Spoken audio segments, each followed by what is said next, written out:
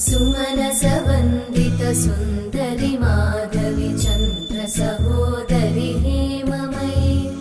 मुनिगणवन्दित मोक्षप्रदायिनि मञ्जुळभाषिणि वेदनुते पङ्कजवासिनि देवसुपूजित सद्गुणवर्षिणि शान्ति